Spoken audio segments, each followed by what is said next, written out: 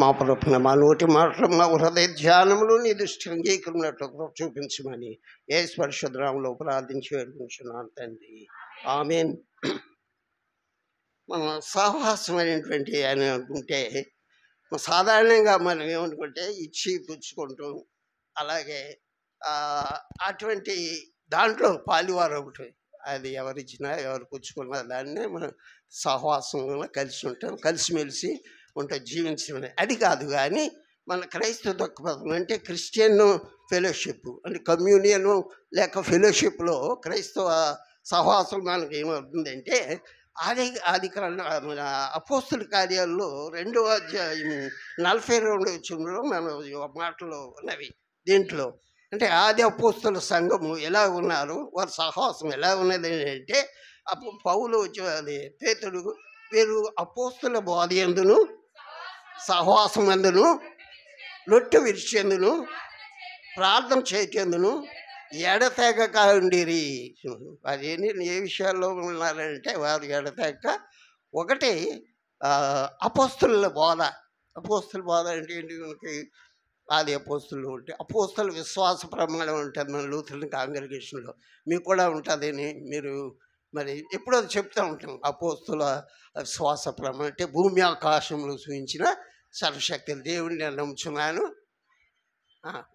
వచ్చా మీకు చెప్తున్నారా? ఆయన ఏకోముడు అద్వితీయ కుమారుడును ప్రభుని యేసుక్రీస్తు నమ్ముచున్నాను. ఈయన సిలువలో తన రక్తాన్ని కాల్చి పునరుద్ధాన్ని లేచి ఈ విధంగా అనేటువంటి అపోస్తుల విశ్వాస ప్రమాణం అనేది ఉంది. అలాగే నికేయ విశ్వాస ప్రమాణం అది ఒకటి ఉంది. ఇక మూడోది ఏంటంటే ఇలాంటి ఈ క్రీడ్స్ అపోస్తుల విశ్వాస 325 సంవత్సరంలో కాన్స్టెంట్ అనేటువంటి చక్రవర్తి క్రైస్తవులుగా ఎక్కువగా వాళ్ళకు ఉద్యోగాలు ఇవ్వటం, వాళ్ళకి ఎక్కువ ప్రాధాన్యత చెప్పినట్టు క్రిస్టియానిటీని డెవలప్ చేశాడు. అయితే ఇప్పుడు ఉన్నటువంటి ప్రభుత్వాలు క్రైస్తవుల్ని హింసించి నాశనం చేస్తున్నాయి. కానీ అప్పటి కాలంలో క్రైస్తవుల్ని అప్పుడు కూడా మొదటి శతాబ్దంలో హింసలు వచ్చినాయి. అయినా కూడా ప్రభువుని బట్టి వాక్యం విస్తరించింది, వాక్యం బాగా విస్తరించబడింది. అలాగే నికేయ విశ్వాస ప్రమాణం, అపోస్తుల విశ్వాస ప్రమాణం, ఎథనీషియస్ అనేది అదొక విశ్వాస ప్రమాణాలు వచ్చాయి. ఏదైనప్పుడు కూడా ఒక నిబంధనల ప్రకారం ఒక ప్రణాళిక సిద్ధపరిచారు. సంఘ క్షేమం కొరకు, సంఘ క్షేమాభివృద్ధి కొరకు ఆ విధమైనటువంటిగా పనిచేశారు. ఓ మాట చక్కని మాట ఉంచండి. ఎఫెసీ రాసిన పత్రికలో 4వ అధ్యాయం 13వ వచనంలో ఏముందంటే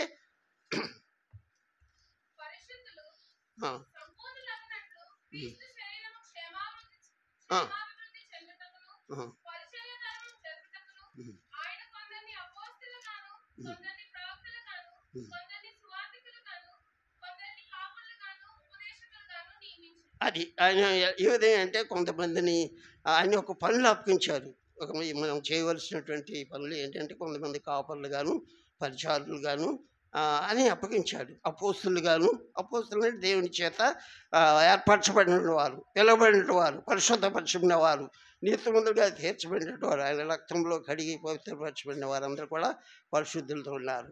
అది ఇక్కడ పేతుడు కూడా ఏమంటాడంటే మీరు ఎవరు అని అంటే మనం ఎవరో చీకట్లో నుంచి ఆశ్చర్యకరమైన వెలుగులో పిలిచిన వారిని గుణాశయాలను ప్రచురించే నిమిత్తము ఏర్పరచబడిన జనము, పరిశుద్ధుల జనము, పరిశుద్ధ యాజక సమూహం కూడా పరిశుద్ధ యాజక సమూహములుగా ఉన్నారు. ఇంత ఆధిక్యత ఇచ్చాడు దేవుని యొక్క బిడ్డలకి. ఇది దేవుడు ఇచ్చినటువంటి ఆధిక్యత ఇది. కాబట్టి యెహోవాకు దేవుడిగా గల జనులు, దేవుని సేవించేవారు, దేవుని ఆరాధించేవారు, దేవుని మహింపరిచేవారు, దేవుని కనపరిచేవారు మీరంతా ధన్యులేనే చెప్పాలి.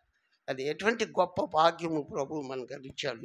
మనం కాపరులుగా ఉన్నాం, కొంతమంది ప్రవక్తలుగా ఉన్నారు, కొంతమంది ఏమో పరిచారకులుగా ఉన్నారు, ఉపదేశకులుగా ఉన్నారు, ఉపదేశకులుగా ఉన్నారు. కొన్ని దినాల వరకు ఇశ్రాయేలుకి ఉపదేశకులు కానీ బోధనలు చేసేవాళ్ళు లేరు. ప్రయాజంలో ధర్మశాస్త్రం లేకుండా పోయారు. కానీ ఇప్పుడైతే ఉపదేశకులు ఉన్నారు.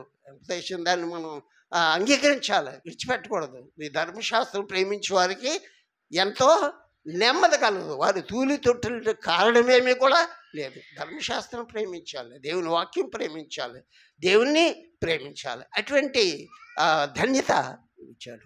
ధర్మశాస్త్ర ఉపదేశం ఇవ్వాలి. మనం ముఖ్యంగా యవనస్తు బిడ్డలు జ్ఞానోపదేశంగా ఉన్నటువంటి గ్రంథాలు ఉన్నాయి. సామెతలు, ప్రసంగి, యోబు, పరమగీతాలు, ఇవన్నీ చాలా పొయిటికల్ విజ్డమ్ లిటరేచర్ అంటారు. ఇవన్నీ చదివితే మంచి జ్ఞానము మనకు వస్తుంది. ఆ జ్ఞానం సంపాదించుకోవాలి. దేవుని గురించి జ్ఞానం సంపాదించుకోవాలి. మనం లోక సంబంధంగా అనేక జ్ఞానం సంపాదించుకోవడం మంచిదే, కానీ దేవుని గురించి జ్ఞానము మనకు కావాలి. ఉందా అంటే లేదు. దేవుని గురించి జ్ఞానం అందరికీ లేదు. అలాగే విశ్వాసం కూడా ఉందా అంటే కొందరికి లేదంటున్నాడు, అందరికీ లేదంటలేదు. మనందరం విశ్వాస సంబంధమైనటువంటి వారుగా ఉన్నాము. అలా రక్షణానుభవము పొందినటువంటి వారుగా ఉన్నాము. ఏదైనా ప్రభువుని మనం పొందుకున్నాం. ప్రభు లేకపోకుండా సెలవులు ఏది కూడా పొందలేదు. కలిగినవన్నీ కూడా నీ వల్లనే కలిగినాయి. కలిగినది ఏది కూడా నువ్వు లేకొకటి ఏది కూడా కలలేదు. కాబట్టి మనం ఈ దేవుడు మనకి ఇచ్చినటువంటి అనుగ్రహించినటువంటి రక్షణ, ఆ విశ్వాసాన్ని మనం కాపాడుకోవాలి. ఆ నిరీక్షణ కలిగి ఉండాలి, ప్రేమ కలిగి ఉండాలి. ఇవన్నీ క్రైస్తవ సంబంధింట్లో సహవాసంలో ఉన్నటువంటి మర్మాలన్నీ మనం తెలుసుకోవాలి. కాబట్టి అపోస్తుల బోధ ఎందును ఇంకెలా ఉన్నారు వాళ్ళు? సహవాసం, అదే ఒకరినొకరు సహవాసం కలిగి ఉండాలి. కలిగి ఉండట్లేదు. తర్వాత రొట్టె విరుచుందు. ఇప్పుడు మనం ఆచరించబోతున్నాము రొట్టె సంస్కారం, ప్రభురాత్రి భోజన సంస్కారం అంటారు, బల్లారాధన అంటారు. ఏదైనా రొట్టె, ఇది ప్రభువు మనకి ఇచ్చినటువంటి ఆజ్ఞ. దాన్ని మనం అంగీకరించాలి, దాన్ని మనం స్వీకరించాలి. దాని గురించి వివరాలు మనకు తెలుసు. కొరింథీ రాసిన పత్రికలో చూడండి, 1 కొరింథీ 10:16-17 వచనాల్లో ఈ బల్ల కూర్చున్నటువంటి సందేశం అయ్యగారు చెప్పే ఉంటారు. దాన్ని ఇప్పుడు కూడా అనుసరిస్తూనే ఉంటారు. కొరింథీ రాసినటువంటి పత్రిక 10వ అధ్యాయము 1 కొరింథీ 10:16-17.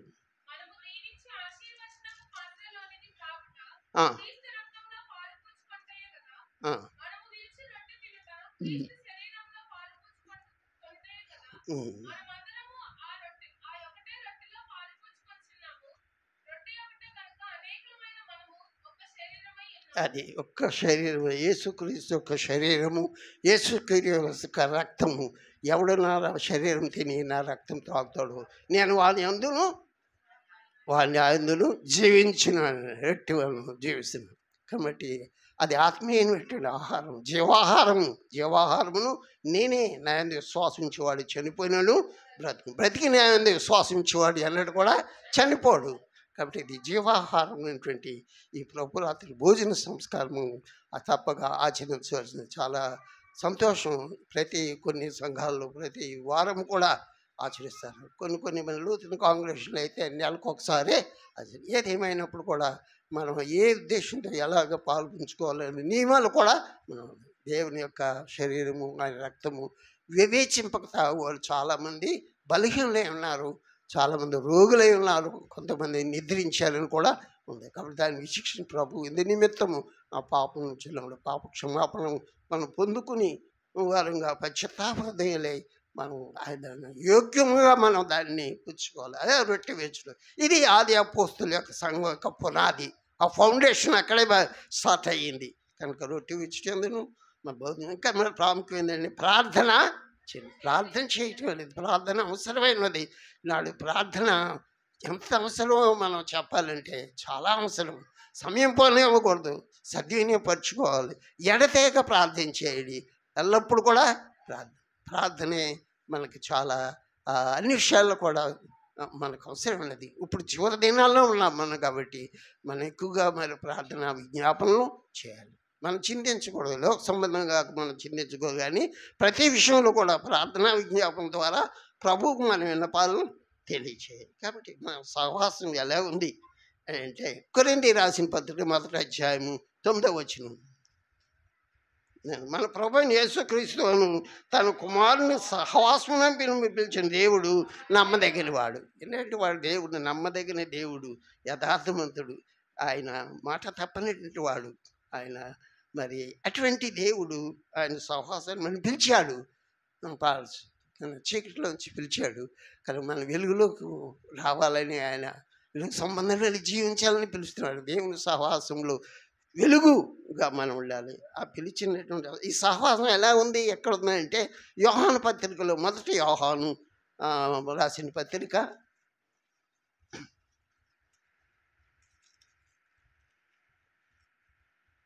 మొదటి అధ్యాయము 4వ వచనం.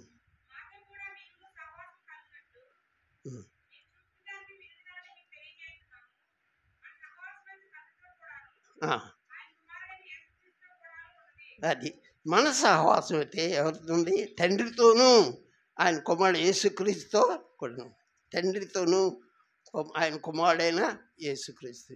ఇదైనా లోతుకు సంబంధించినటువంటి వాక్లు చూస్తే త్రిత్వ ఆదివారంగా వారు పోయిన వారమేమో పెంటెకోస్తు దినంగా, అంటే ఆ దేవదూతలు వారి మేడగదిలో ఉన్నప్పుడు పరిశుద్ధాత్మను పొందుకున్నప్పుడు అపోస్తలుల కార్యం 2వ అధ్యాయంలో మనందరికీ తెలుసు. పెంటెకోస్తు దినం పండుగ వచ్చినప్పుడు వారు అగ్ని వంటి విభాగించబడినటువంటి బలమైనటువంటి గాలి వచ్చి చేసి పరిశుద్ధాత్మ నింపబడ్డారు, పరిశుద్ధాత్మ పూర్ణులై ఉన్నారు అనేటువంటి దాన్ని ఒక పండుగగా చేశారు. ఇప్పుడు ఈ వారంలో త్రిత్వముగా, అంటే త్రిత్వ కాలములో యెషయా గ్రంథంలో మనం చెప్పినట్లుగా 6వ అధ్యాయం పరిశుద్ధుడు పరిశుద్ధుడు పరిశుద్ధుడు అని ఎల్లప్పుడూ దూతలతో 6 లెక్కలు కలిగి ఉన్నటువంటి దేవుణ్ణి స్తుతిస్తూ ఆరాధించినటువంటి సన్నివేశము త్రిత్వముగా.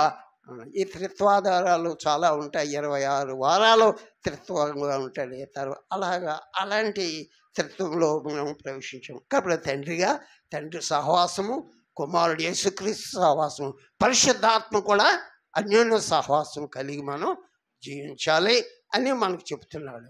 మనందరూ కూడా అటువంటి సహవాసం, అటువంటి కమ్యూనియన్లో మనం ఉండాలి అనేటువంటిదే ఆయన చెప్తారు. అయితే ఆ వెలుగు గురించి మనం చెప్పాడు. ఆయన మనం జ్ఞాపకం చేశారు అయ్యగారు, నీ సత్యమును, నీ వెలుగును, నీ సత్యాన్ని బయలుదేరి చేయము, అవి నాకు త్రోవ చూపుతాయి.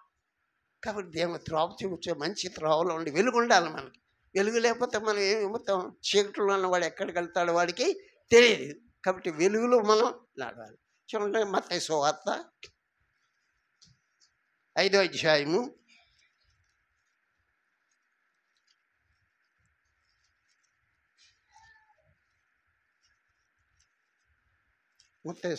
5వ అధ్యాయము 16వ వచనం చూడండి.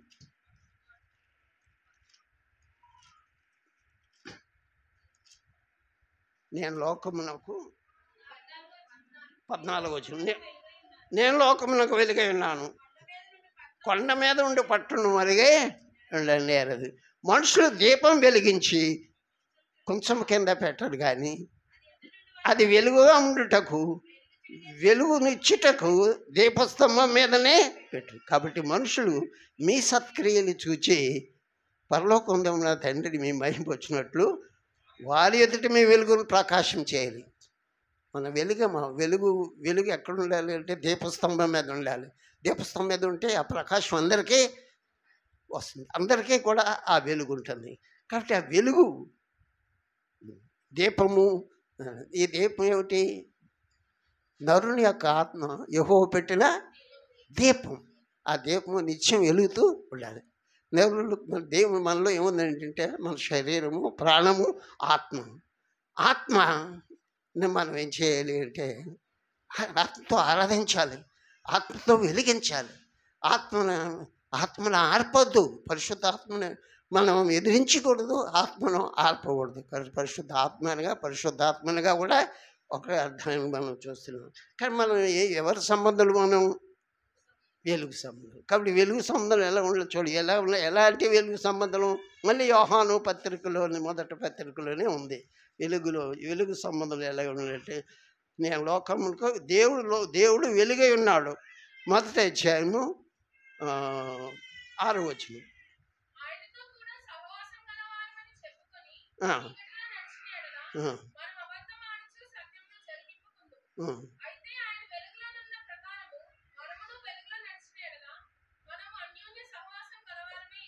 అది అప్పుడు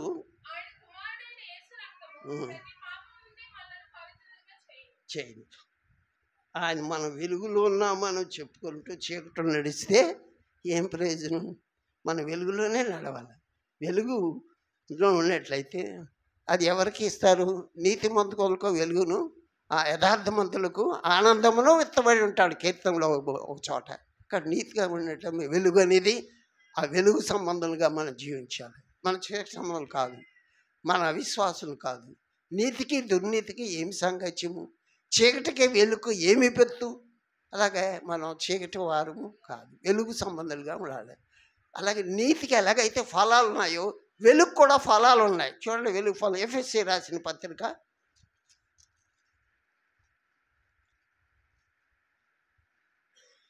5వ అధ్యాయము 9వ వచనం.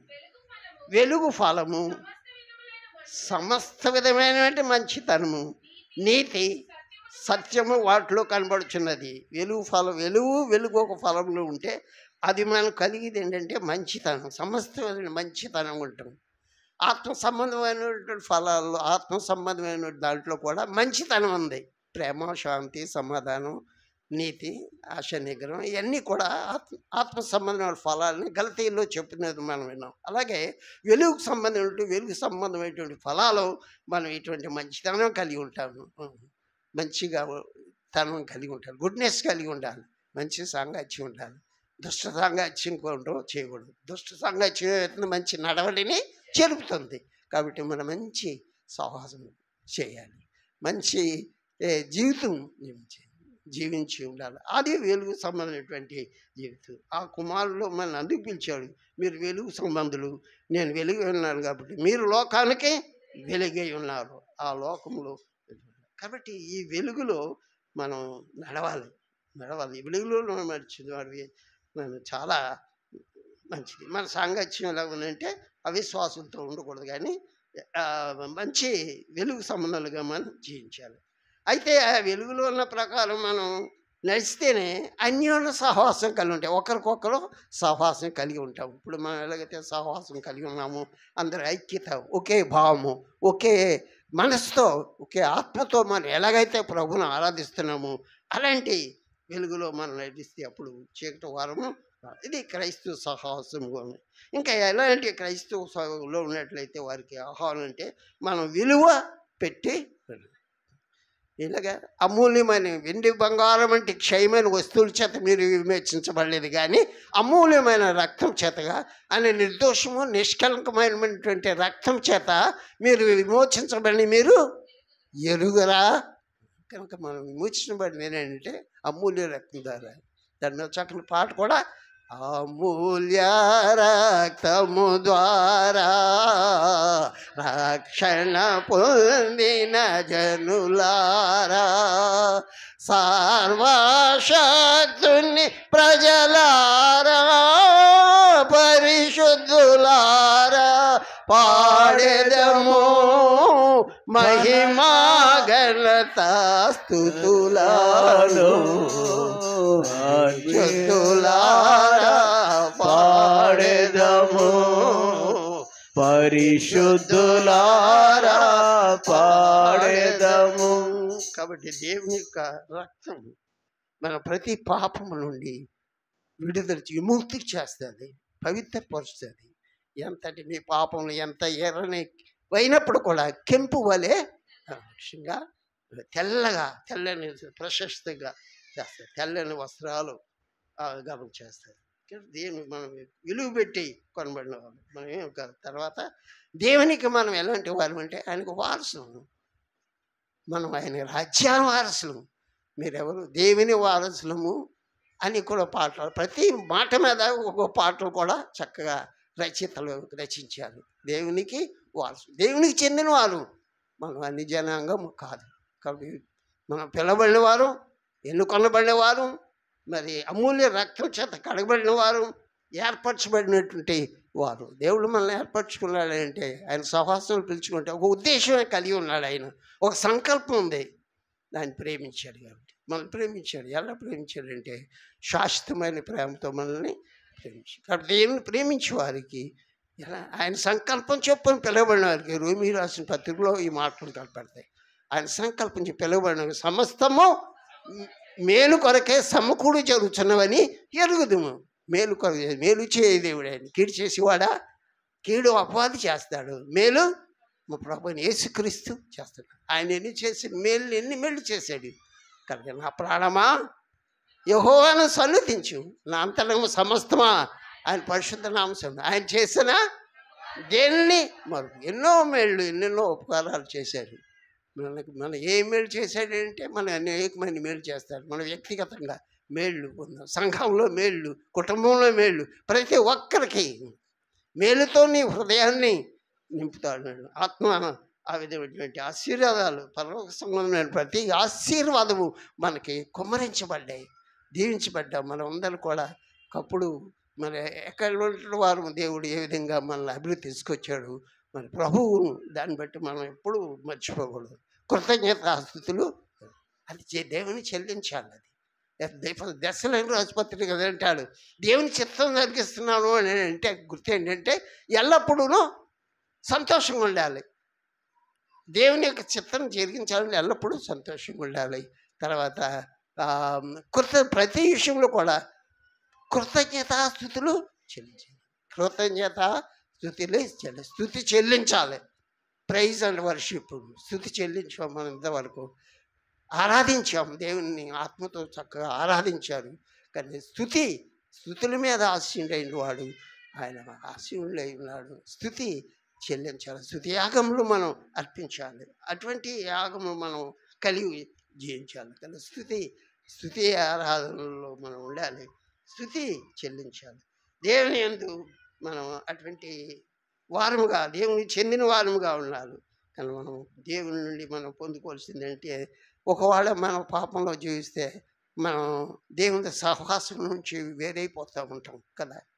ఎందుకంటే యెషయా 59 రక్షించబడలే అనుకున్నాడు యెహోవా హస్తము కొరచ కాలేదు, విననేరకు ఉన్నట్లు ఆయన చెవులు మందము కాలేదు. కానీ ఆయన మన పాపాలు, మన దోషాలు ఆయన సన్నిధికి వెళ్ళకుండగా అడ్డుపరిచింది. కానీ మన పాపం, నేనే పాపం చేస్తామని నాడా ఒకడైనా అని లేడు. నేనేం చేసినానని చింతించేవాడు ఒకరికై లేదు. ఆకాశంకై గురి శంకుపుడు కొంగ తన కాలం తెలుసు, కానీ నా ప్రజలు ఆ తెలివిని ఆడు విచారించడం. నేనేం పాపం చేశాను అనుకోండి, నేను పాపము చేయలేదు, చేసి లేదని అనుకుంటే మనం తప్పిపోయినట్టుగా ఉంటాము. కానీ నేను పాపని, నేను చేశాను, అపరాధం చేశాను, నన్ను క్షమించు. దావీదు పశ్చాత్తాపం, మన పాపం చేయకుండా. ఎందుకంటే నేను పాపం చేశాను, నా పాపం అంతా పోయింది, నేను పవిత్రుడు అయిపోయాను అనదగిన వాడు ఎవడో కూడా లేడు. కనుక నేను పాపంలోనే పుట్టాను, పాపంలోనే తల్లి గర్భం నన్ను ధరించింది. కనుక ఇప్పుడు నా పాపను పరిహరించు ప్రభువా అని పశ్చాత్తాపడి పాపం కొరకు దుఃఖించాడు, పశ్చాత్తాపడి. ఎప్పుడైతే మనం కూడా మన పాపం విషయంలో ఏం చేయాలంటే రిపెంటెన్స్ పొందుకోవాలి, మారు మనసు పొందాలి, తిరిగి పాపము చేయకుండా మనం వెలిగించబడ్డాక తర్వాత ఒకసారి వెలిగించబడి పరలోక సంబంధమైనటువంటి ప్రతి ఆశీర్వాదం అనుభవించి ఆ రుచి చూచి తిరిగి మనం తప్పిపోతే అటువంటి వారు దేవుని మనం మార్చి పొందడం అసాధ్యమని హెబ్రీ రాసిన పత్రికలు కూడా మనం చూస్తాం. కాబట్టి మనం ఈ పశ్చాత్తాపడాలి. రిపెండెన్స్, కన్ఫెషన్ ఆఫ్ సిన్స్ ద్వారా మనం పునరుద్ధరించబడతాం. వాళ్ళ పాపంలో చేత మనం పడిపోతూ ఉంటాం. ప్రతిదినము మనం దేవుని సన్నిధిలో మన పాపం గురించి నేను పాపం చేయలేదే అని అనుకుంటాం లేదు. మన స్వాభావికమైన పాపం, నరుల యొక్క ఆలోచన తలంపులు, ఆలోచనలు కేవలము చెడ్డవే అని ఉంది. కానీ ఆది కాలంలో అది మంచిగా అలా చేసినందుకు ప్రభు యెహోవా దేవుడు ఏమయ్యాడు, సంతాపపడ్డాడట. అయ్యో నేను ఎందుకు చేశానే అని చాలా బాధపడ్డాడు. మన పాపం నిమిత్తం తిరిగి ఆ పాప పరిహారానికి యేసుక్రీస్తు కల్వరిలో ఆ శిలువలో రక్తం ద్వారా మనల్ని విడిపించి మనం ఏం చేశాడంటే సమాధానాన్ని కలుగు చేశాడు, సమస్తమైనటువంటి పాపాలను క్షమించాడు. మన తోటి క్రైస్తవుల పట్ల మనం ఏ విధంగా మనం ఉంటున్నాము, మన విశ్వాసంలో ఎలా ఉంటున్నాము, ఒకరినొకరిని ఎలాగ ప్రేమించుకుంటున్నాము అనే విషయాల గురించి మనం హెబ్రీ పత్రిక 10వ అధ్యాయం 25వ వచనంలో మాట చెప్తాం. చూడండి, హెబ్రీ రాసిన పత్రిక 10వ అధ్యాయము 25వ వచనం.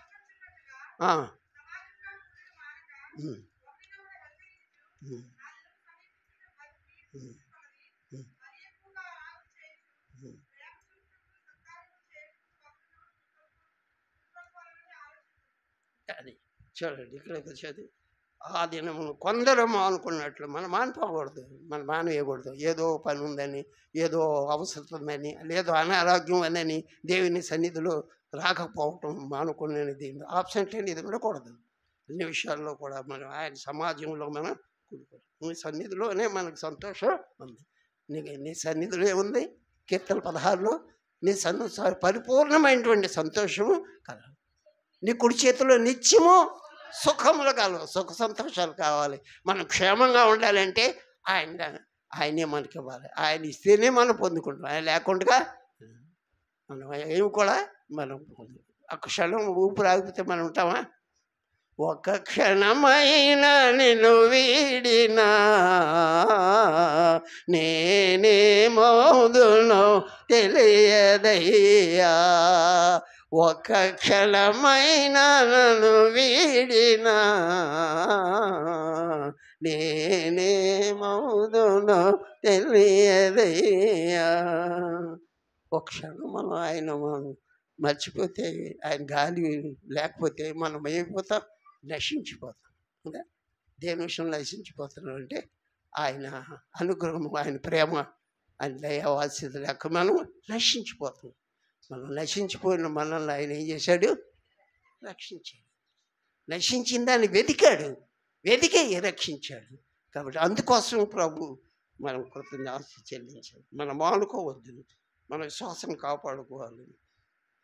సమాజం కూడా మనకు ఆ దినములు సమీపించుకోవాలి.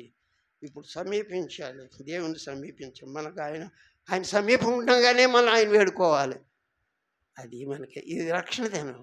ఇదిగో అనుకూల సమయమందు నీ మొరలు నేను ఆలకించింది. రక్షణ దినమందు నిన్ను ఆదుకుంటే ఇది రక్షణ. మనం రక్షణ పొందేసుకున్నాము.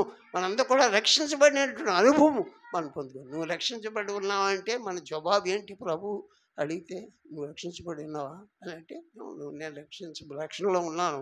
నువ్వు విశ్వసించావు, పూర్ణ విశ్వాసం నేను ఉందా అంటే ఉన్నదానే చెప్పాలి. ధైర్యంగా ఉండాలి, మనం ధైర్యంగా ఉండాలి.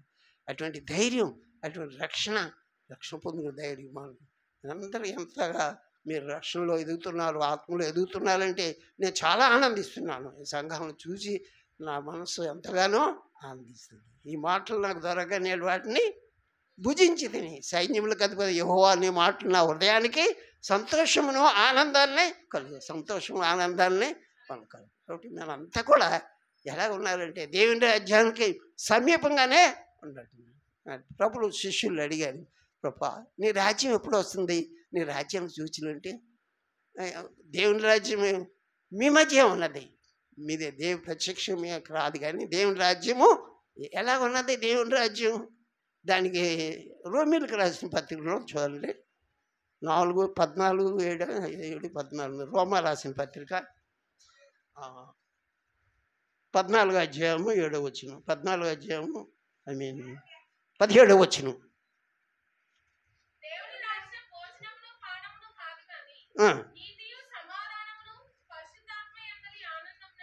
అది దేవుని రాజ్యం అంటే నీతి, రెండవది సమాధానం, మూడవది పరిశుద్ధాత్మలే ఆనందం. ఈ మూడు కలిగి ఉంటే మనం దేవుని రాజ్యంలో దగ్గరగా వెళ్ళాలి. దేవుని రాజ్యం ఎప్పుడు వస్తుందంటే ఈ మూడు కూడా మనం దేవుని రాజ్యంలో ఏమున్నాయంటే నీతి ఉన్నది, నీతి నివసిస్తుంది. నీతి నివసించే లోకములో క్రీస్తు పాలించే రాజ్యములో, నీతి నివసించే లోకములో క్రీస్తు పాలించే రాజ్యములో నీవు ఉందువా, నీవు ఉందువా, నీవు ఉందువా, నీవు ఉందువా, నీతి నివసించే లోకములో. నీతి ఆయన ఎవరు? ఆయన పేరు నీతిమంతుడు. యేసుక్రీస్తు పేర్లు ఉన్నాయి. నీతిమంతుడు, యథార్థమంతుడు, సృష్టికర్త, సర్వోన్నతుడు. ఇలాగా నీతిమంతుడు. నీతి ఉన్నదా? మనలో ఒక వాళ్ళ నీతి ఉన్నదా? లేదంటాడు. నీతిమంతుడు లేడు ఒకడు దేవుని వెతికి వారు ఉన్నారా? లేదు. కానీ నీతి కావాలా? ఎక్కడ వస్తుంది? ఎలాగొస్తుంది నీతి?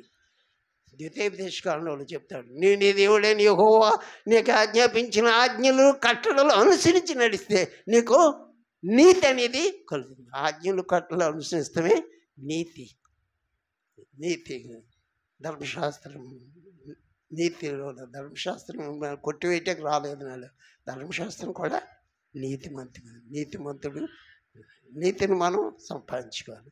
రెండోది ఏంటంటే సమాధానం అన్న జనులు సమాధానం కొరకు ఎదుర్చున్నారు, కానీ సమాధానం దొరకట్లేదు. దేశంలో లేదు, కుటుంబాల్లో లేదు. కొన్ని కుటుంబాలు అన్నీ అని చెప్పట్లేదు.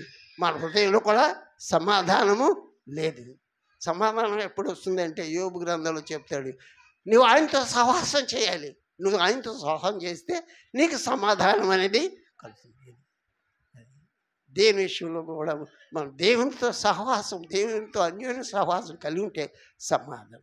తర్వాత పరిశుద్ధాత్మలే ఆనందం ఉంది. అసలే యెషయా గ్రంథంలో ఉంటుంది, నిరాకారమైన పట్టణం నిర్మూలమైంది, ఎవడో ప్రవేశింపకుండా ప్రతి ఇల్లు మూయబడినది, దేశంలో ఆనందము లేదు అంటాడు. నిరాకారమైన పట్టణము నిర్మూలమైంది, ఎవడో ప్రవేశించకుండా ప్రతి ఇల్లు అంటే ఏమిటి? ఇల్లు, ఇది దేవుని ఇల్లు. ఇది దేవుని ఇల్లు అంటే ఇల్లు చాలా పదాలు ఉన్నాయి, చాలా భావాలు ఉన్నాయి. ఇల్లు అంటే మన హృదయమే. మన హృదయం ఏముంది అంటే చాలా ఉన్నాయి. మార్క్స్ 7వ అధ్యాయములో కొన్ని వచనాలు చూస్తే హృదయంలో ఆలోచనలు, దురాలోచనలు, అపవిత్రత, కామకత్వము, విగ్రహారాధన, అభిచారము, ద్వేషము, అల్లరి, ఇలాగ అల్లరితో కూడిన ఆడుపలు ఇవన్నీ హృదయంలో నిండిపోయి ఉన్నాయి. అన్నీ ఏ హృదయంలో మన ఇంటిలో ఉన్నాయి హృదయాలు. ఇళ్ళలో నానా విధమైనటువంటి వ్యాధులు ఉన్నాయంట. మన ఇంట్లో కానీ మన హృదయంలో కానీ షుగరు, బీపీ అవి ఇవి కాదు, అవి మామూలు ఇవి శారీరకమైనవి. అవి అది కాదు. ఇళ్ళలో నానా విధమైన రోగాలు అంటే ఇవే. ఇప్పుడు మార్క్స్ వార్తలు ఉన్నటువంటివి ఇవన్నీ చెడ్డ కార్యాలన్నీ కూడా మన హృదయంలో ఉన్నాయి. ఇవి పోవాలి, వీటిని తీసేసుకోవాలి. మనం మన హృదయం నీతి ఉండాలి. తర్వాత విశ్వాసము ఉండాలి. దేవుని యందు మనం సమాధానం ఉండే పరిశుద్ధాత్మ ఆనందం. అది పరిశుద్ధాత్మలకు ఆనందం అనేది లేదు, కావాలి. మనం సంతోషంగా ఉంటాం. ఎప్పుడు మన పరిస్థితులు, స్థితిగతులను బట్టి సంతోషం కలుగుతుంది. ఆనందం అనేది దేవుడు ఇచ్చినటువంటిది, అది ఎప్పుడూ ఉంటుంది, సమృద్ధిగా ఉంటుంది. ఎలా వస్తాయి ఆనందం? దేవుని దృష్టికి మనం మంచిగా ఉంటే దేవుడు మనకి ప్రసంగంలో చెప్తాడు, దేవుడు ఏమిస్తాడంటే మనకి జ్ఞానం, తెలివి, ఆనందం ఇస్తాడు. ఇవి చాలా ప్రాముఖ్యమైన వాళ్ళు. జ్ఞానం కావాలి, తెలివి కావాలి, ఆనందం కూడా కావాలి. కాబట్టి ఆనందంలో ఆనందించాలి. అదిగే పిల్లి మనం చదువుకుని ఎందా కూడా జ్ఞాపం చేసుకున్నాం. ఆనందించడి, మరలా చెప్తున్నాం, జాయ్, లెట్ us జాయ్. ఎల్లప్పుడూ కూడా సంతోషంగా ఉంటే మనం ఎలాగ ఉంటాము? సంతోషంగా ముఖము తేటం వేస్తే సంతోషం ఉన్నామని వ్యక్తపరిచేది ఏంటంటే మన ముఖం చిరునవ్వుతో ఆనందంగా ఉంటే మనం బాగుంటుంది, ఆనందంగా ఉన్నట్లు లెక్కే. కాబట్టి మనం ఏదో పోగొట్టుకున్నట్లు విచారంగా ఉంటే ఏం చేస్తుంది? నలిగినటువంటి మనసు, హృదయము ఎముకలను ఎండి చేస్తుంది, ఎముకలకి వస్తుంది. అంటే మనలోనే మనం చూసుకోవాలి. అంటే మనం సెల్ఫ్ కంట్రోల్ చేసుకోవాలి. నేను సంతోషంగా ఉండాలి, ఆనందంగా ఉండాలి, దేవుళ్ళు హ్యాపీగా ఉండి ఇతరులకి మంచితనంగా మనం జీవించాలి. నాళ్ళు ఎల్లప్పుడూ కూడా ఏ విషయంలో చింతించకూడదు అనేటువంటి భావము మనలో రావాలి. క్రైస్తవులు చాలామంది ఉంటుంది. ఇది లేని వారి గురించి మనం ఈ విధంగా ఒక లేకపోతే కలుగు చేసుకోవాలి. మనకి అన్నీ ఉన్నాయి, కానీ ఆయన లేకపోతే, ఆయన సంతోషం లేకపోతే వ్యర్థమే. దేవుని ఆనందం ఉండాలి, పరిశుద్ధాత్మల ఆనందం అది పెట్టాం. ఆనందం లేదు, పరిశుద్ధాత్మల ఉండాలి, ఆనందం. ఈ మూడు ఉంటే దేవుని రాజ్యంలో మనం ఉన్నట్టుగా మనం అనుకోవాలి. కాబట్టి ఇటువంటి ఆత్మ సంబంధమైనటువంటి వరాలు మనం కలిగి ఉండాలి. అయితే ఇక్కడ మనం కొన్ని ప్రయోజనాలు దేవునితో సహవాసం ద్వారా మనం కొన్ని పొందుకున్న దేవుని సహవాసంలో మనం పొందుకున్న లాభాల గురించి క్లుప్తంగా కొన్ని నేను చెప్పాలనుకుంటున్నాను. దాని వెలుగులో మనం జీవిస్తే, ఆయనలో మనం అన్యోన్యంగా ఉంటే, అందరూ మనం నేర్చుకోవాలి. మనం నేర్చుకోవాల్సినవి చాలా ఉన్నాయి. మనకేమీ తెలీదు. జ్ఞానం ఉందని అనుకుంటాం. జ్ఞానం బట్టి మనం అతిశయించకూడదు. మనం యెహోవాది మంది భయభక్తులు కలిగి ఉంటే జ్ఞానానికి మూలం ఉంది కాబట్టి, ఆ జ్ఞానాన్ని మనం కలిగి ఉండాలి. నేను జ్ఞానిని కదా అనుకో, నేను అందంగా ఉన్నాను కదా అని దాన్ని బట్టి అతిశయించకూడదు. మన అతిశయం ఎలా ఉండాలంటే దేవుని బట్టే. చక్కని పాట పాడారు కదా హోసన్న గారు. పడమంటారా? సమయం ఏదైనా ఎక్కువ అవుతుందంటారా? వాకింగ్ పాడొద్దు. ఓకే, మీరు ఎలా చెప్తే అలాగా. వాక్యంలోనే మనం ధ్యానించాలి. పాటలు కాదు కానీ వాక్యమే. కాబట్టి నా ఆనందము నీవే అంటాడు. ఆనందము నీవే, నా అతిశయం కూడా నీవే అని జ్యోతిమయుడే అనే పాట మీకు వచ్చే ఉంటుంది. అది మీ దాంట్లో ఉన్నది.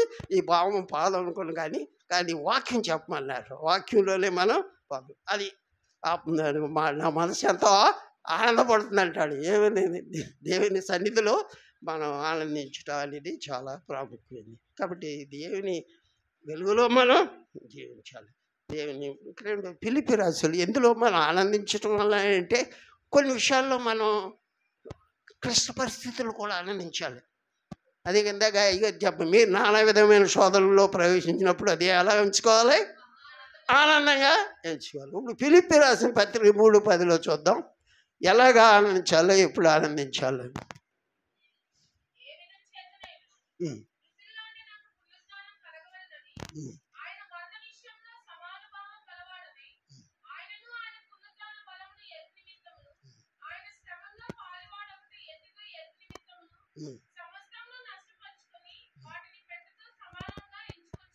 అది ఇది ఇక్కడ ఆయన మనం ఎందులో అనుభవం ఉండాలంటే, మృతుల్లో నుండి పునరుద్ధానం కలుగు చేయలేనటువంటి ఆయన మరణ విజయంలోనూ సహానుభావము కలవాడి, ఆయన్ను పునరుద్ధాన బలము ఎరుగు నిమిత్తము అనే శ్రమలలో పాలువాడేట్టుదో దానిలో సమస్త శ్రమలలో పాలువారయ్యుట. సంతోషంలో ఉండాలి, పాలువారవ్వాలి. శ్రమల్లో కూడా శ్రమలు ఎందుకు వస్తాయి? క్రైస్తవులకు శ్రమలు వస్తాయా? వస్తాయి. పెర్సిక్యూషన్స్ చాలా అవసరం. శ్రమలు లేకోకుండా శ్రమల వల్ల విధేయత నేర్చుకుంటాం. శ్రమలో నేను కష్టంలో ఉన్నప్పుడు, నా శ్రమలు ఉన్నప్పుడు యెహోవాకు మొదలుపెట్టి తిని ఆయన నన్ను విడిపించాడు, నా మనను అంగీకరించాడు. శ్రమల్లో నీకు తోడే ఉంటాను అంటాడు. శోధనలో మనకు తోడే ఉంటాడు. మీరు సహించలేనటువంటి శోధనలు ఆయన మనకు రప్పించడు. ఒకవేళ శోధనలు తప్పించినా కూడా ఆయన సమర్థుడే. అన్నీ ఆయన చేయగలడు. శ్రమలు రావు, కష్టాలు ఎన్నో వస్తాయి. క్రీస్తు నమ్మిన వారికి, దేవుని సేవ చేసే వారికి, దేవుని అందు ఎక్కువగా సమీపంగా ఉన్నటువంటి వారికి శ్రమ కోసం వస్తూ ఉంటాయి. శ్రమ శ్రమ శ్రమ ధూళ్ళో బాధ భూమిలోంచి మొలవదంట. శ్రమ ధూళ్ళలో నుంచి పుట్టదంట. యోబులో మంచి సాహిత్యం ఉంది, మంచి జ్ఞానయుక్తమైనటువంటిది. యోబు చెప్తున్న శాంతులు, కీర్తనలు, ప్రసంగి, పరమగీతం, ఇవన్నీ విజిటమ్ లిటరేచర్స్. ఇవన్నీ చాలా అమూల్యమైనటువంటివి. చదువుకుంటాం, సమయం పాల్గొక దాన్ని బాగా సంపాదించుకుంటాం, చాలా జ్ఞానం ఉత్పత్తి చేసుకుంటాం. ఆ శ్రమల్లో పాల్గొనటమే మన దగ్గర ఇస్తాం.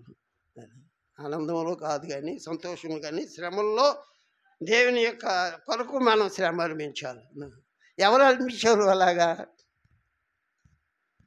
విశ్వాస వీరు జాబితాలో హెబ్రీ 11లో మనం చదువుతాం. మోషే పెద్దవాడైనప్పుడు ఐగుప్తు ధనాశుల కంటే క్రీస్తు ప్రజలతో శ్రమ అనిపించుటే మేలు అని అనుకున్నాడు. శ్రమ అనిపించుటే మేలయ్యింది అనుకున్నాడు. శ్రమలు అనిపించాలి, శోధనలు అనిపించాలి, కష్టాలు అనిపించాలి, రోగాలు అనిపించాలి. ఈ లోకంలో అన్నీ కూడా మనం అంతా అన్నీ అనిపిస్తేనే తప్ప మనం దేవునికి మనకు పరిపక్వత మనం చెందలేము. కనుక శ్రమలు వంటి అగ్ని వంటి మహాశ్రమలు మీరు కలిగినప్పుడు పేతురు జ్ఞాపం చేస్తాడు. మనకి ఎటువంటి శ్రమలో? అగ్ని వంటి మహాశ్రమలు ఇప్పుడు రాబోతున్నాయి. క్రైస్తవులకు హింసలు వస్తున్నాయి, మిషనరీలకి ఎన్నో హింసలు వస్తున్నాయి. మొన్న మధ్య మనకు తెలుసు పగడాల వారిని ఏ విధంగా మనం హింసించారు, ఏ విధంగా హత్య చేశారు, ఇటువంటి శ్రమలు వచ్చేసినాయి. ఇంకా మణిపూర్ ఆ ప్రాంతంలో ఇంకా క్రైస్తవులు ఇళ్ళు అవన్నీ గృహాలు తగలబెట్టేస్తున్నారు.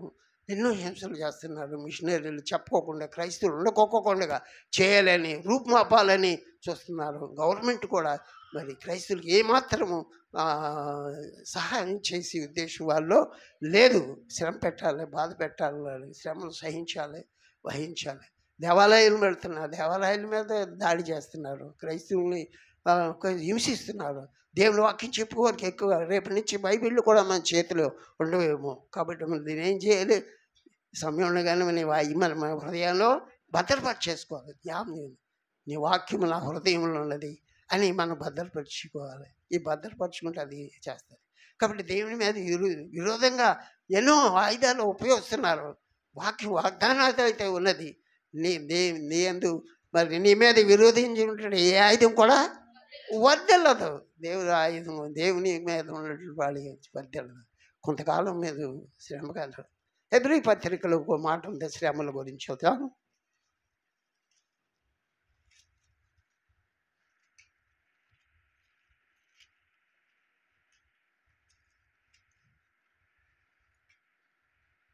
హెబ్రీ రాసిన పత్రిక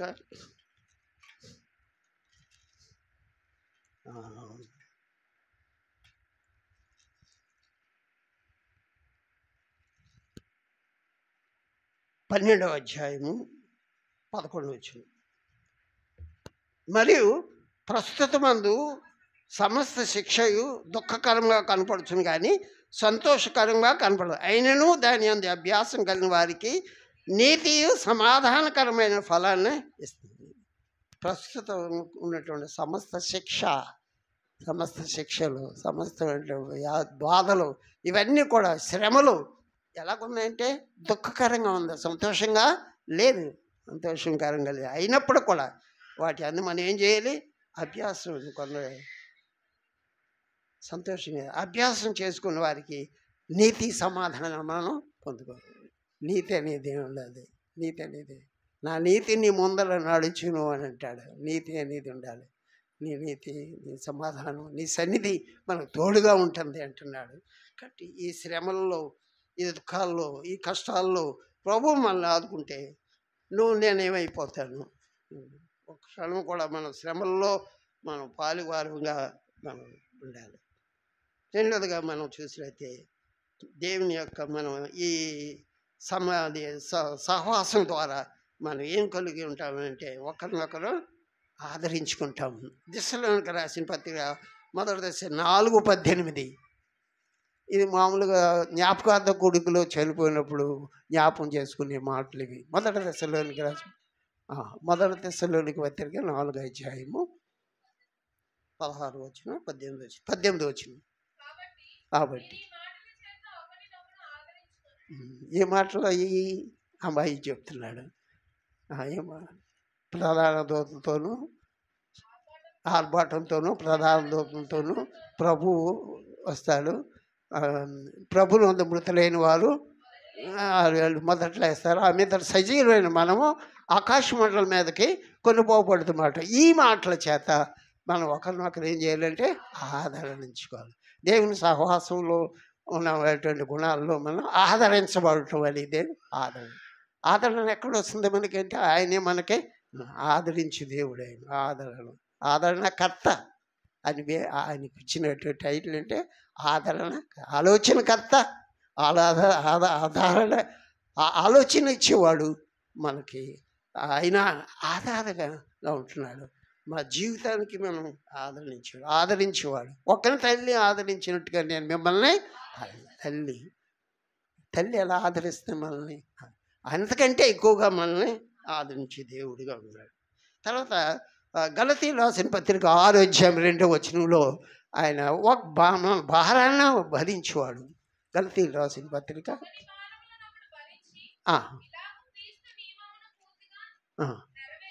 అది ఒకని భారము ఒకరు భరించాలి. భారం మనం ఒకరు ఎక్కువ కానీ ఒకరి భారము ఒకరు భరించుకోవాలి. ఒకరు మంచి ఎవరు ఒకరుగా మనం భరించాలి అంటే ఈ విధమైనటువంటి భారాన్ని మనం కలిగి ఉండాలి. అంటే వారి కష్టాల్లో కానీ, వారి సంతోషంలో కానీ, వారి దుఃఖంలో కానీ పాలువారు అవటం, ఆ భారాన్ని భరించుకోవాలి. రెండవదిగా యోహాను సువార్త 13వ అధ్యాయం 35వ వచనం.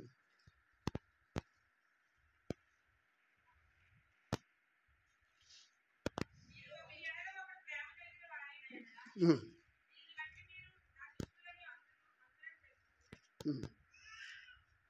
13వ అధ్యాయం 35వ వచనం కదా.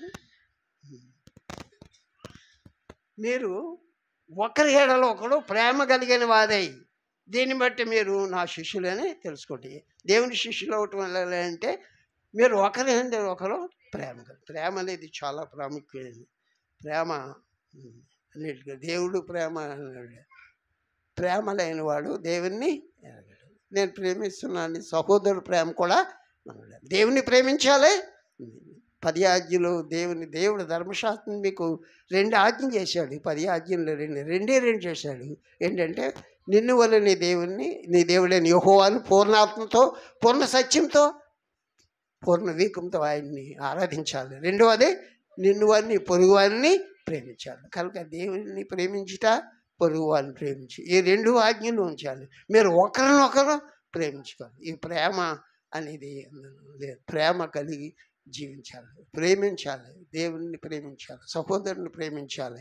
మరి దేవుని యందు ప్రేమ నిత్యము దేవుడు మనల్ని ఎలాగ ప్రేమించాడు, ఎంతగా ప్రేమించాడు. మనం ఇంకా పాపలు ఉండగానే మన కొరకు తన ప్రాణాన్ని ఇచ్చాడు. మనం ఇంకా దూరస్థమైనప్పుడు మనం దేవునికి దూరం ఆయన మనల్ని దరి చేర్చాడు. తప్పిపోయిన మనల్ని దారి చూపించాడు. ఆయన ప్రేమించాడు. ఆయన మరణం పొందినంతగా, సిలువు మరణం పొందినంతగా విధేయత చూపించాడు. ఆ ప్రేమ ఏమిటో మనం చూపించాడు. ఆ ప్రేమను మనం ఒకరినొకరు ప్రేమించే బద్దులు ఉంది. తర్వాత రోమీయులకు రాసిన పత్రిక 13వ అధ్యాయము 10 వచనం. ఒకరిలో ఒకరు ఎలా ఉండాలి.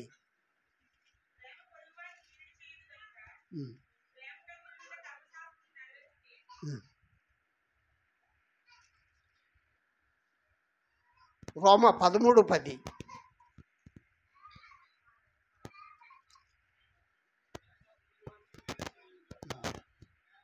ప్రేమ కలిగి ఉండి ధర్మశాస్త్రం నడుచుంది. అది ప్రేమ పొరుగు వారిని కీడు చేయదు కనుక ప్రేమ కలిగి ఉండి. ప్రేమ దోషములను కప్పుతాడు. ప్రేమ 13వ అధ్యాయంలో చెప్తాడు కదా. ప్రేమ ఎటువంటిదంటే ప్రేమ, విశ్వాసము, నిరీక్షణ, ప్రేమ, ఈ 3. అందులో ప్రేమ చాలా ప్రాముఖ్యమైందండి. ప్రేమ లేని వాడు దేవుని మరి ప్రవచన వారం అంతా కలిగినప్పుడు కూడా ప్రేమ లేని వాడిని అయితే వ్యర్థుడని. దేవుని ప్రేమ మన యందు వెల్లడపరిచింది. మనం ఇంకా పాపులంగా ఉండగానే ఆయన రోమీయుల ఆసుపత్రిలో చెప్తాడు, మనం ఇంకా ఆయన తన ప్రాణాన్ని పెట్టాడు. అందులో ప్రేమ ఉన్నది. ప్రేమ యొక్క ఎత్తు కానీ పొడవు కానీ తెలియదు. ఎంతగా ప్రేమించాడు దేవుడు. అది మరణమైనను, జీవమైనను, ప్రధానులైనను, ఎత్తైనను, ఉన్నవైనను, రాబోయినను, లోకంలో సృష్టించబడినది ఏదైనా ఆయన ప్రేమ నుండి మనలో ఎడబాపలేదు. దేవుని ప్రేమ నుండి మన ఎడబాపు వాడు ఎవడు? దేవుడి ప్రేమ నుండి ఎవడు కూడా ఎడబాపలేడు. దేవుడు నన్ను ప్రేమించాడు కనుక ఆ ప్రేమను మనం అడగాలి. మనం ఒకరినొకరు నన్ను ప్రేమించాడు, నిన్ను ప్రేమించాడు, అందరినీ ప్రేమించాడు. దేవుడు ప్రేమ ఉన్నాడు. ప్రేమ అనేది చాలా ప్రాముఖ్యమైన అంశంగా ఉంది. తర్వాత ఇన్ని గుణాలు మన దేవునికి సహవాసంలో మనం ఉంటాం. అన్యోన్య సహవాసం, ఒకరినొకరు సహవాసం కలిగి, ప్రేమ కలిగి, ఒకరినొకరు దయ చూపించాలి. ఒకరినొకరు దయ కలిగి ఉండాలి. దయగల మాటలు మాట్లాడాలి, జాలి గల మాటలు, ప్రేమ గల మాటలు మాట్లాడాలి, మృదువైన మాటలు మనం మాట్లాడాలి. కాబట్టి వినువారికి మేలు కలుగునట్లు మీ సంభాషణ ఎల్లప్పుడూ ఎలా ఉండాలంటే ఎల్లప్పుడు మన సంభాషణ ఉప్పేసినట్టు ఉండాలి, కృపాసహితంగా మనం ఉండాలి. మనం ఎల్లప్పుడూ నేను వాక్యం మొదలు పెట్టంగానే దాన్ని మీరు ఫిలప్ చేస్తున్నారంటే మీరు ఎంత అడ్వాన్స్గా ఉన్నారో నేను ప్రైజ్ ది లార్డ్. దేవుని స్తోత్రం. అయ్యగారు ఏదైనా శిక్షణ ఇచ్చారంటే అభినందించాలి. పరిశుద్ధాత్మ దేవుడు మేము మధ్య ఉన్నాడు. దేవుని ఆత్మ మీ మధ్య సంచారం చేస్తుంది. కాబట్టి నీ ఆత్మ శక్తివంతులను యావేల్లో చెప్తాడు. మీ మధ్య ఎవరున్నాడంటే దేవుని ఆత్మ మీ మధ్య ఉన్నది. కాబట్టి ఆయన శక్తిమంతుడు. ఆయన సమస్థానంతో మిమ్మల్ని ఆనందపజేస్తాడు. ఈ ఆనందము, ఈ సంతోషం, ఈ సమాధానము మీ అందరికీ ఇప్పుడు ఎల్లప్పుడూ కలగలని, దేవునితో ఒకరినొకరు ప్రేమ కలిగి, సహవాసం సమాధానం కలిగి, ఆయనలో ఈ ఫెలోషిప్గా మరి వర్ధిల్లాలని నేను మనసారా వాంఛిస్తూ నేను దేవుని మాటలు ముగిస్తున్నాను. అని ఈ మాటలు దేవుడు వెనుకల్లో దీవించును కాక. సమయం ఇచ్చినటువంటి అయ్యగారి ప్రసాదరావు గారికి, సంఘ పెద్దలకు, స్త్రీల సమాజానికి, యవనస్తులకు నా హృదయపూర్వకమైనటువంటి వందనాలు తెలియజేస్తూ ముగిస్తున్నాను. మోకరించుదాం, బలలో పాలు పొందాం. మోకరించుదాం, కళ్ళు మూసుకుందాం.